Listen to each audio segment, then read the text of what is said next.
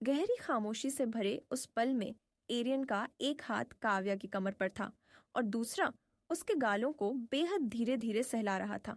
माहौल इतना अजीब और डरावना हो चुका था कि काव्या की सांसें तक कांपने लगी थीं। डर से उसकी आवाज तक लड़खड़ा रही थी। उसने कांपते हुए कहा, मिस्टर मालहोत्रा, प्लीज मुझे छोड़ दीजिए। लेकिन पता नहीं क्यों आर्यन की आंखों में उसके लिए एक अजीब सा जुनून दिखाई दे रहा था। ऐसा जुनून जो काव्या के दिल में अनजाना डर पैदा कर रहा था। उसे लग रहा था कि कुछ बहुत गलत होने वाला है, बहुत खतरनाक। कुछ देर तक आर्यन बस उसे देखता रहा, फिर धीमी मगर भारी आवाज में बोला, लिटिल प्रिंसेस, तुम मुझे मिस्टर मल्होत्रा नहीं कह सकती। इतना कहकर उसने काव्या को अपनी तरफ और खींच लिया। काव्या की धड़कनें अब बेकाबू हो चुकी थीं। वे हकलाते हुए बोली, क्यों? मैं ऐसा क्यों नहीं कह सकती? उसके छोटे छोटे हाथ एरियन के सीने पर पड़ने लगे। वह खुद को छुड़ाने की कोशिश करते हुए बोली, छोड़ो मुझे, जाने दो, ये तुम क्या कर रहे हो? एरियन ने जैसे खुद को मुश्किल से संभाला, फिर बेहद धीमी और खतरनाक आवाज में बोला, अब से तुम मुझे सिर्फ एरियन कहोगी, और छोड़ने की बात है तो अभी छोड़ देता हूँ, लेकिन तुम कहीं भी चली जाओ, आखिर में आना मेरे पास ही है। इतना कहकर उसने काव्या के चेहरे पर आ रही बालों की लट को बेहद प्यार से उसके कान के पीछे कर दिया और उसके होंठों पर एक छोटी सी रहस्यमयी मुस्कान आ गई। लेकिन वही मुस्कान काव्या के दिल में डर बनकर उतर गई। उसे लग रहा था अगर वह 1 मिनट और वहां रही तो शायद बेहोश हो जाएगी। एरियन ने उसकी हालत देखकर हल्की मुस्कान के साथ कहा, तुम तो अभी से इतना डर रही हो, आगे तुम्हें बहुत कुछ देखना है, फिर तुम्हारा क्या होगा, मेरी लिटिल प्रिंसेस। लिटिल प्रिंसेस, ये शब्द सुनते ही काव्या की आंखें बड़ी हो गईं। उसे समझ ही नहीं आ रहा था कि आखिर उसके साथ हो क्या रहा है। जैसे ही एरियन ने उसे छोड़ा, काव्या वहां से ऐसे भागी जैसे उसने कोई भूत देख लिया हो। उसके कदम कांप रहे थे, सांसें तेज थीं और दिल इतनी जोर से धड़क रहा था कि जैसे सीने से बाहर निकल आएगा। वह वापस क्लास तक नहीं गई। जब अश्वी ने उसे इतनी डरी हुई हालत में देखा तो वह खुद घबरा गई। उसने तुरंत पूछा, क्या हुआ काव्या? तू इतनी डरी हुई क्यों है? तू तो वॉशरूम गई थी ना? इतनी जल्दी वापस कैसे आ गई? काव्या बिना कुछ बोले जाकर अश्वी के बिल्कुल पास बैठ गई, जैसे अगर वह थोड़ा भी दूर हुई तो सब खत्म हो जाएगा। अश्वी ने पहली बार काव्या को इतनी बुरी तरह डरते हुए देखा था। उसने तुरंत उसे पानी दिया। काव्या ने लगभग आधी बोतल एक सांस में खत्म कर दी। फिर कांपती आवाज में उसने सारी बात अश्वी को बता दी। ये सब सुनकर अश्वी तक शॉक में चली गई। उसने हैरानी से कहा, ये सब क्या हो रहा है? तब काव्या ने गहरी सांस लेते हुए कहा, आज भी उसे प्यार तो सानिया से होना चाहिए था, लेकिन पूरी स्टोरी बदल चुकी है, मुझे लग रहा है। अश्वी ने उसकी बात पूरी करते हुए कहा, हाँ, मुझे भी लग रहा है। हम दोनों यहाँ आकर इनके कैरेक्टर्स बदल चुके हैं और इसी वजह से स्टोरी भी बदल गई है। दोनों के चेहरे पर अब साफ डर दिखाई दे रहा था। तो अब क्या करें? हमें इनसे दूर रहना होगा। धीरे धीरे छुट्टी का समय भी हो गया, लेकिन आज दोनों का पढ़ाई में बिल्कुल मन नहीं लगा था।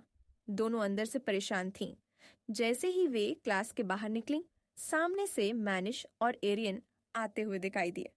काव्या ने डर छुपाते हुए मजाक में कहा, मुजरा करने आए होंगे, दिख नहीं रहा छुट्टी हो गई है, ऑब्वियसली घर ही जाएंगे। अश्वी ने उसे घूर कर देखा और काव्या ने तुरंत दांत दिखा दिया। फिर जल्दी से बोली, चल यहाँ से, नहीं तो ये दोनों हमें देख लेंगे। दोनों जल्दी जल्दी पीछे मुड़कर जाने लगी, लेकिन तभी पीछे से मानिश की आवाज आई, अश्वी रुको जरा। ये सुनते ही अश्वी ने बिना पीछे देखे धीरे से कहा, गई भैंस पानी में। काव्या की हालत तो डर के मारे और खराब हो गई। उसे लग रहा था जैसे सच में उसके पीछे कोई भूत पड़ा हो। दोनों किसी तरह जल्दी जल्दी कॉलेज से बाहर निकल गईं। उधर सौम्या हंस हंस कर पागल हो रही थी।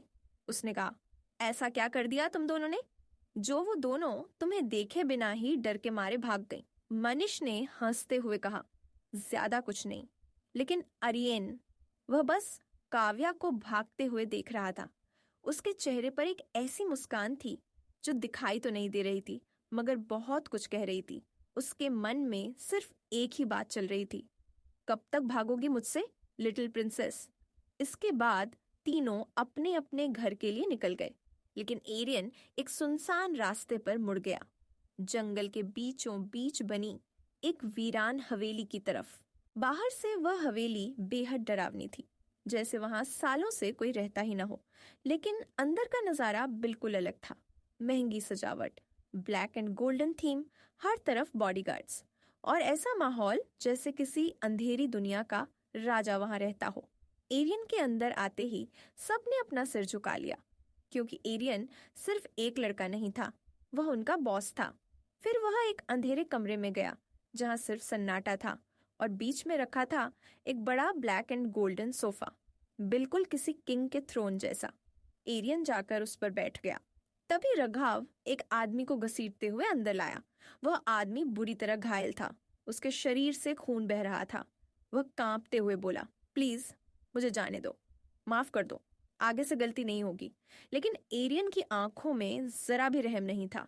उसने ठंडी आवाज में कहा, एसआर कभी किसी को माफ नहीं करता, यही रूल है।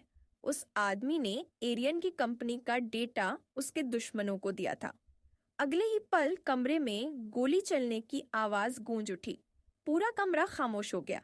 एरियन ने बिना किसी इमोशन के कहा, इसे ठिकाने लगा दो, और वहां से चला गया। दूसरी तरफ काव्या अब भी डरी हुई थी। उसके दिमाग में बार बार वही बातें घूम रही थीं। आखिर एरियन है कौन? उसकी आंखों में वो जुनून क्यों था? और क्यों ऐसा लग रहा है कि ये सब सिर्फ शुरुआत है?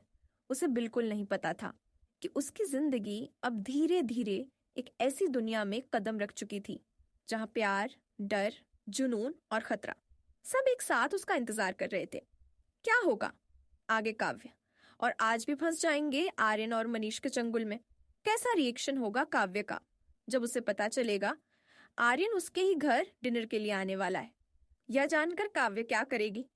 अगर हमारी कहानी अच्छी लगी तो सुनते रहिए भी बहुत इन पॉपुलर नॉवल। धन्यवाद।